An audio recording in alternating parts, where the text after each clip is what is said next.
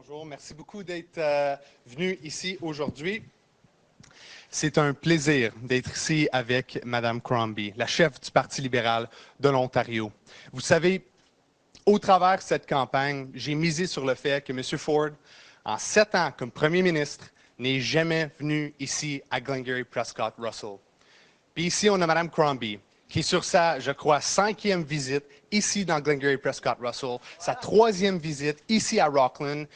C'est ça qui compte. Avoir des chefs, avoir des leaders qui sont là pour nous, qui entendent nos valeurs, qui entendent nos enjeux. Puis Mme Crombie va être capable de goûter à la meilleure bière et la meilleure poutine dans toute l'Ontario. Ça, c'est sûr. Donc, je lui laisse la parole. Merci beaucoup et plaisir d'introduire Mme Bonnie Crombie, Miss Bonnie Crombie, leader of the Ontario Liberal Party.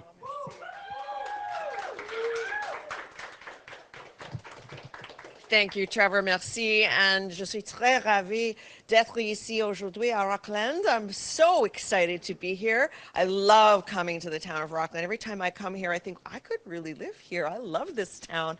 But it reminds me of so many others in Eastern and Western Ontario that are really hurting.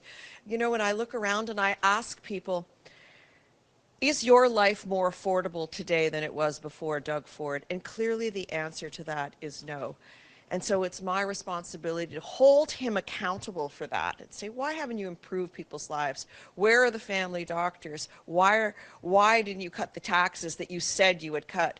So we've made a commitment to ensure that everyone has a family doctor the next 4 years, and a few other commitments to make life more affordable, because you see it when you go to the grocery stores. You see the moms at the checkout lineups holding their breath thinking, will my credit card go through one more time? Do I have a few more dollars in my pocket? You see them putting the meat back down in the freezer because they can't afford it. Or the seniors who are just shaking their heads in dismay when they're doing their grocery shopping. And so I'm here to tell you that Ontario Liberals are going to make your life a little more affordable. Not only are we going to cut small business taxes, so business like this one that Samir owns are going to benefit from lower small business taxes. We're going to cut them in half, as a matter of fact, from 3.2 to 1.6%. And that should put about $18,000 back in the pockets of small businesses to help them retain staff and maybe even hire a few more or do what they can to promote their businesses. So important. For everyone else, we're going to cut your income taxes. Yeah, everyone on the first $75,000 that you earn, you're going to pay less, from 9% down to 7%. And it's going to, between that and our other promises, we're going to put money back in your pocket. We're also going to take the HST off home heating and your hydro, and combined, that will put $1,150 back in your pocket. Now look, I know everybody was happy to get their money back, their taxpayers' money, and get a $200 check, and you were able to top up your groceries or pay your rent a little more at ease last month or this month, I guess. But we're going to put $1,150 back in your pocket every year, and you can count on that.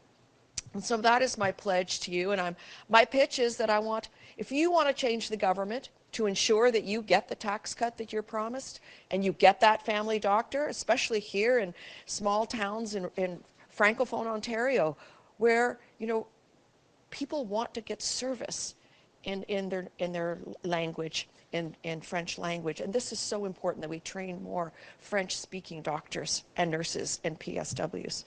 So my pitch is, if you want to ensure that you have a family doctor, let's hold Doug Ford accountable. The only way to do that is to change the government. And the only way to change the government is to vote Ontario Liberal. We have the momentum, and we have the wind in our sails, and we need your help. If you want to change the government, vote Ontario Liberal, and you will get a tax cut and a family doctor. Merci bien tout le monde, and I'm happy to take your questions. Thank you. Thank you. We'll do one question, one follow-up. Please state your name and outlet, and then we'd be happy to take questions from the line after we take them from the floor.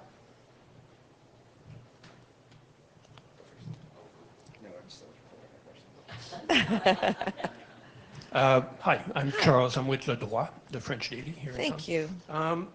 Today you're in this riding. This afternoon you're in Canada. That's to conservative riding, except for the recent by-election. How do you hope to gain those two riding again? Oh, listen, let me tell you, Doug Ford doesn't care about the Ottawa region. He doesn't even come here. He came once to make an announcement with the mayor to give him some funding. Isn't that great during the election to come and announce some funding? I'm here all the time. As Trevor has told you, I love coming to Ottawa. I lived here for a time. My son lives here. My in-laws live in Orleans. I love coming to Ottawa. I am committed to the people of Ottawa, and I'm going to respect you, not neglect you. I will be present. And I think you've seen that as we turned what was previously a conservative riding into a liberal riding. And we're going to turn more ridings into liberal ridings because our message is resonating with people. We're going to ensure that you have a family doctor within 4 years, and that's going to cut down the wait times at hospitals. I've got a plan to recruit 3,100 doctors, get them trained in their official language, so there'll be more French training so we can get French-speaking doctors, but nurses as well, and PSWs, get more through who are foreign trained. And you know, sometimes foreign trained doctors are our own kids who have gone abroad to the UK or the US to get their training. Let's get them back. Let's get them into a residency program, because we have fewer than half the residency programs today that are in the other provinces. We're going to double that. And yes, we'll open more medical schools, but that's not a quick fix. We've got to get more foreign trained doctors as well through the mentorship program. The technical name is the Practice Ready Ontario. And then we have to pay them properly. You have to compensate doctors so they stay in the profession, and we welcome them back, whether they're practicing across the border, or maybe they've gone to another discipline, or maybe they're about to retire, and we're going to say, we need you to stay a couple more years, and we're going to pay you properly. Cut their administrative burden so they don't spend half their time on paperwork. Right? They're going to be treating patients, not doing paperwork. So I'm really excited about the plan. It's been well thought out. It costs the same as your $200 check. Thank you. Another question regarding your Ottawa Centre candidate.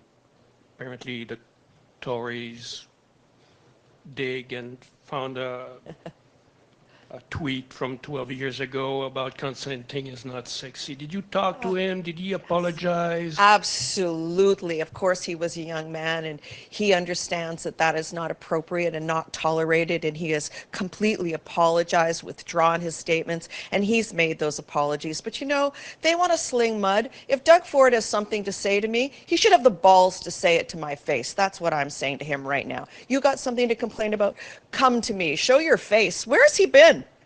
Where has he been? He called an early unnecessary election at the cost of $189 million. He's been absent for 50% of it. Okay, a couple of days went to Washington. Where has he been? Where is he today? He's been absent. And that's taking voters for granted. That is disrespectful. Show your face and be accountable for your record. Tell the 2.5 million people that don't have family doctors, explain to them why they don't. Be accountable and be a leader. Hi, Ms. Crombie. Nick Murray from the Canadian Press. I have some questions here for my colleagues over in Queen's Park. Sure. I think you kind of answered this one, but I think it's a good segue to this next one anyways. They ask, it's been more than a week since Mr. Ford took questions or made any announcements on the campaign trail. What does that say about the state of the campaign? He's hiding. He's afraid to face the media. He's afraid to face the people. He doesn't want to be accountable for his record. He's wasted the money that he has wasted on foreign spas. Do you know that he put more money into the foreign spa at Ontario Place than he's put into his health care plan, which of course he announced the day before the election? He's actually cut funding to our hospitals, cut funding to health care, cut funding to education. Our schools, our hospitals are crumbling, and he won't show his face because he doesn't want to be accountable. We're going to hold him accountable. My colleagues is that advanced polls opens tomorrow, but neither the Liberals or the Tories or the NDP have released a full platform. How are voters supposed to make informed decisions without? Right. Well, we're working on it. The cost of we are working on it. Of course, this was a snap election, and we have released much of our policy ahead of time anyways. We had been releasing it, and most of which I've talked about having come from government waste that exists today, like the $3 billion that will go into our healthcare plan, which is our #1 program. That will come from the otherwise $3 billion that was spent for checks, $2 billion at the Ontario Place Spa, $2 billion to bring beer and wine to the corner stores 1 year early. Honestly, there's another $4 billion that I'm going to put into a tax cut. Just to get to the end of the question, though, how are voters supposed to compare plans without any party having released a full platform yet? So we have released our platform. It's just not completely costed. Why don't we ask Doug Ford what his platform is and have him explain how he's going to fund the billions of dollars that he's already committed. Where is he? Why isn't he taking questions? Why isn't he being accountable? I'm completely accountable. I'm here. I'm willing to explain the money. And you've already been very familiar with my platform, which is focused on delivering 2.5 million people with a family doctor, bringing affordability back by middle-class tax cuts, income tax cuts, and taking the HST of home heating and hydro to make people's lives more affordable, putting $1,150 back in their pockets. And then we've got a plan, you can ask me about that too if you like, to make housing more affordable. Not build affordable housing, although we need that too. We need strong partners in the private sector, but housing that's affordable for people. I've got kids, they're losing the dream of owning a home. 2 of them got married this summer. They want to have a family and they want to own a home. They said, Mom, we believe in you. You got to get this done. Thank you. Hey, Bonnie. Marco Vigliotti, iPolitics. Peter McCallion has written a letter accusing you of shamelessly using his mother's name for your political gain. He accused you of distorting her legacy and only caring about your political ambitions, saying it's something his mother would have never done. What's your response to these comments? Well, if we want to talk about a McCallion, let me talk about a strong woman named Erica McCallion. Happens to be his daughter, happens to be running my campaign in most of Mississauga, so I'm not sure he shares her views. Erica and I adored her grandmother, Hazel McCallion, who mentored me in my career, and I learned so much from her. All the fiscal discipline I show today was because of Hazel McCallion. My outreach to people and cultural communities I learned at the feet of Hazel McCallion. Everything I learned was from Hazel. I adored her. And until she passed, sadly, 2 years ago, she would still call me once a week and we would talk about what was going on at council, and she encouraged me and she said, "You're doing a great job, keep it up." And the federal government today announced a plan for a high-speed rail line that would connect Quebec cities to Toronto. Yeah. The former Liberal government had a plan that would eventually connect Toronto to Windsor. Yes, it was scrapped by the Tory government. Is this something if you win this election, something you consider reviving? Yeah, so this has been, oh my gosh, I remember speaking to Dave Collinette about this plan years ago. It's something that's been on and off the table. Of course, I believe investing into public transit, and I think that's a great thing, but I want to know what the cost implications would be for the province of Ontario, and also why the line would stop in Toronto rather than in Windsor. I have a lot of questions. It's just been announced, as you well know, so we'll have to take a close look at it. Hi, Bonnie. Sarah McFarland from Ottawa Compass.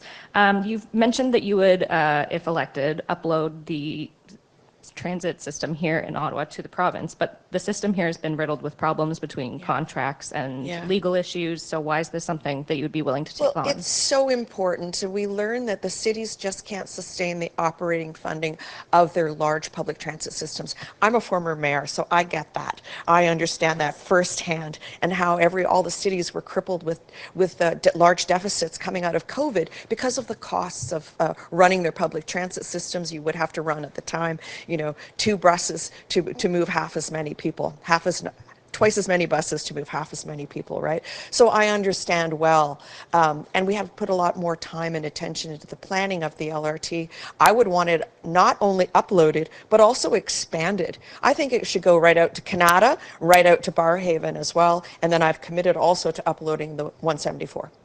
Okay. And with just a few Because I don't think Ottawa got as good a deal as Toronto did. And because there's nobody, the Premier is not focused on the people of Ottawa. It's not his priority. Right. So with only a few more days to go, what can we read into the fact that as you're making your final steps in Ottawa, you're not spending as much time in places that are held by the NDP, like Ottawa Centre? Oh, well, certainly I started my morning out in Ottawa Centre. Listen, I have a message for NDP voters. If you want to change the government, because the only way we can change our healthcare system, change our approach to the economy, and bring back some affordability is to change the government. And if you're committed to changing the government, vote Ontario Liberals. We've got a plan. I'm a leader that has a lot of experience. People have trust and confidence in me. We have the wind in our sails. We have the momentum coming with us. Join us, and we will change the government, and we will deliver a family doctor for the 2.5 million people in Ontario that don't have one. Thanks. Thank you. Hi, Joe Coppolino from The Vision, the local paper here in Clarence Hi. Rock. Welcome. We've had in Glengarry-Prescott-Russell, we've had an MPP in government for over 2 decades. Right. Yet this region has been largely ignored by Queen's Park.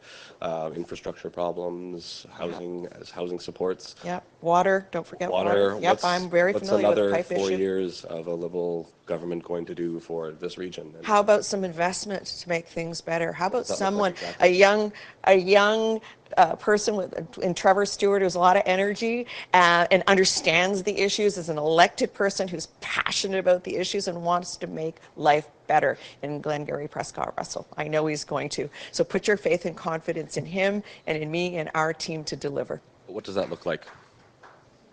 It means more investment in this area to bring jobs to the community, get that funding that you need for the clean water and the pipes that we need for wastewater treatment and water.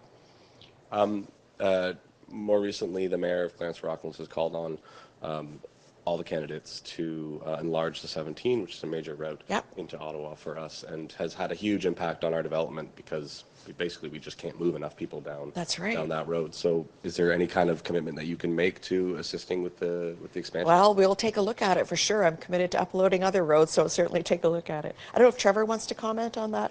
Yeah, for sure. Why don't I allow you the opportunity?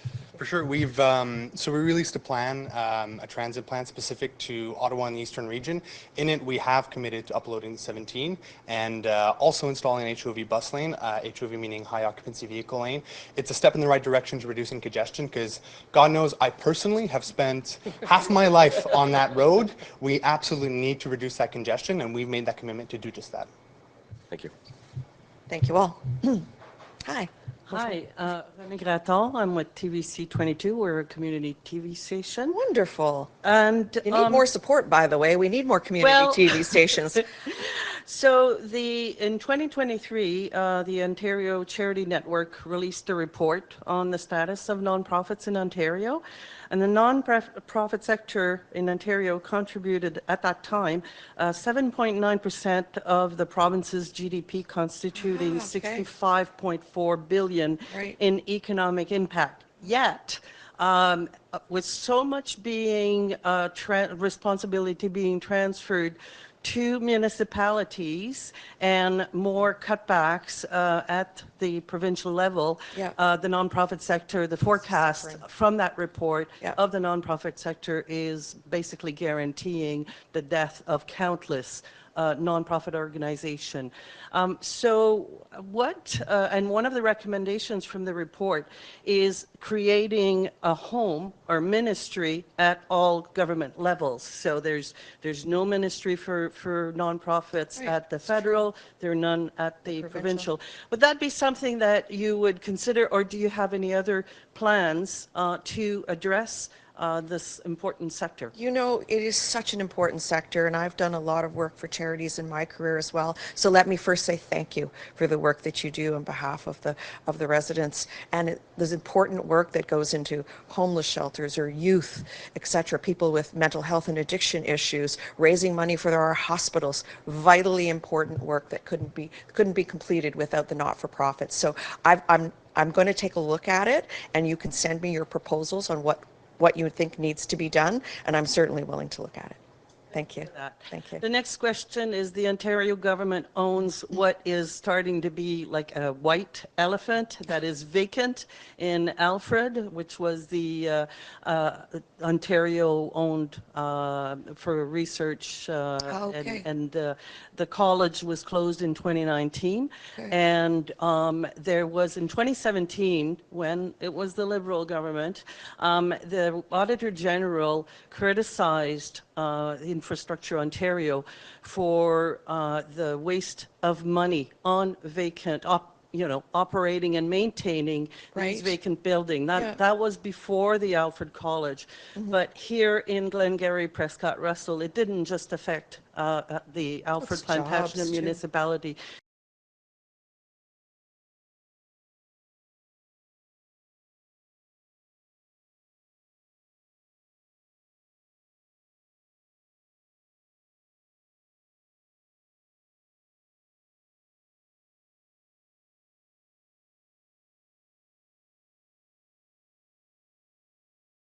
Obviously,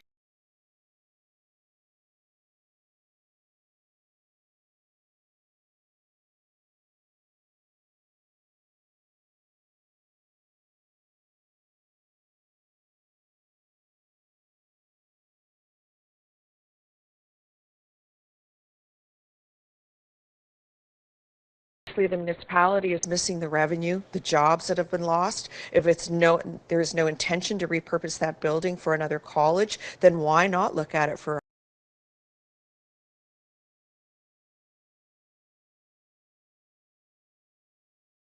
costs in Ontario have dramatically risen, especially in this region. Often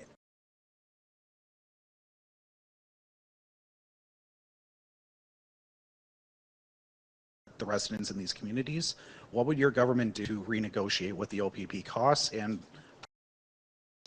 costs on the province rather than the taxpayer? You know, it's an excellent point you raise. And when I was up north for the debate late last week, all the communities in the north raised the same issue, the rising costs of operating the OPP. And some of them have both local town police and OPP, if you can imagine the increased burden. So that's something I'll have to look more closely about, the burden that is putting on small towns and municipalities.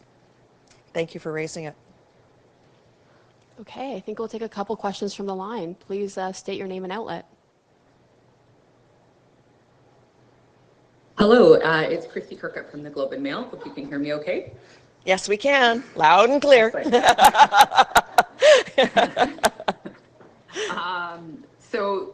You've been talking about health today, and you've previously said that you don't support supervised injection sites in proximity to schools and daycare. So I'm wondering, Ms. Crombie, how do you think the closure of supervised consumption sites in Ontario will affect overburdened emergency rooms come March? Should this policy pledge take effect? Yeah, you know what? The safe consumption sites, of course, should not be anywhere near schools or daycares, playgrounds, frankly, even on main streets affecting business. But that said, they are needed. We have to follow the evidence and follow the data, because you're quite right. It'll increase the burden on our local healthcare system, including our ERs. And you may well know that I am the child of somebody who suffered from very severe addiction issues. And I'm very grateful that the Seton House existed to provide my dad a home and the supports he needed at the end of his life. And while I was mayor of the city of Mississauga, I spoke with parents, and they said to me, Mayor,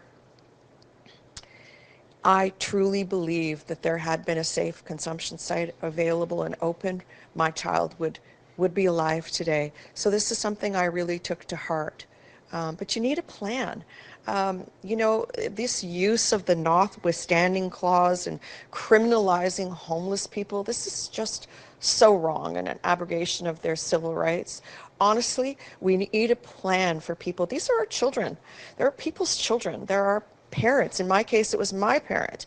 And we need a plan, and we need to provide them with supportive housing, but they need treatment.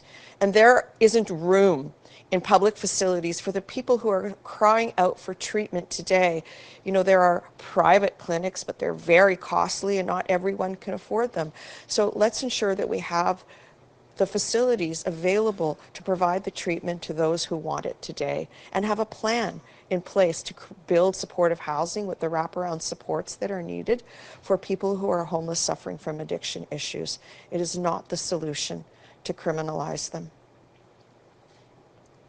And just as a follow-up, where do you think the supervised consumption sites could be located if there is this rule about not having them located in proximity to schools and daycares, given how you know, how communities are designed across the province. Right. Where could they be located? It's not easy. I agree with you. It's not easy to find the right location, but it is necessary.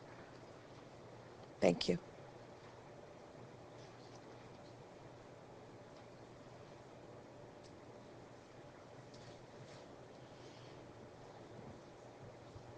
Hi, are you waiting? Sorry, you waiting for me? Hope so.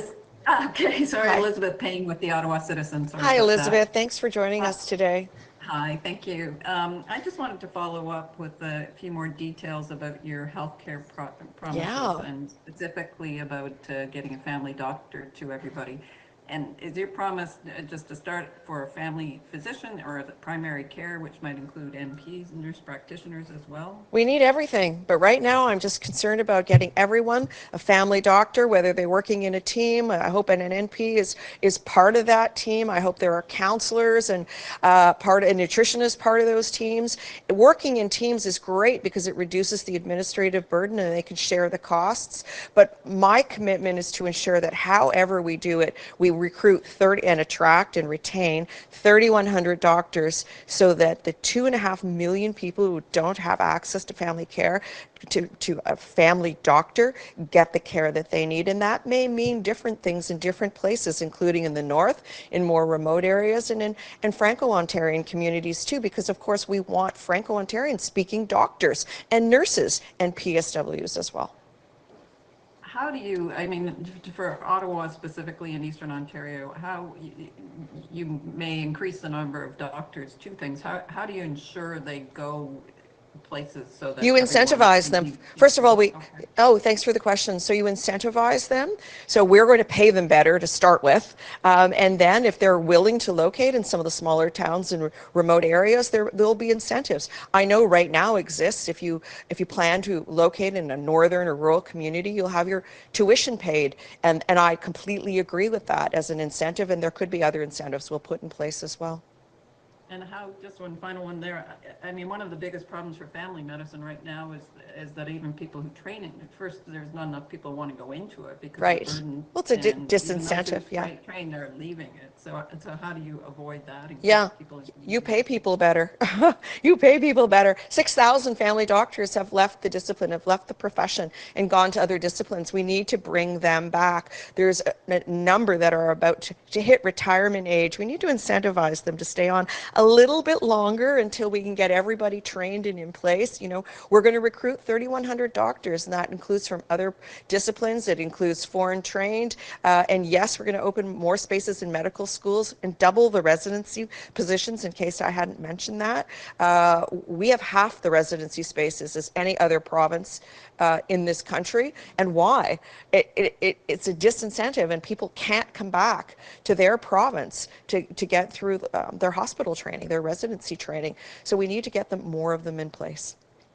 Okay, thank you. Thank you. Okay, that now concludes our press conference. Thank you so much for coming and asking questions. Thank you. Thank you, everyone.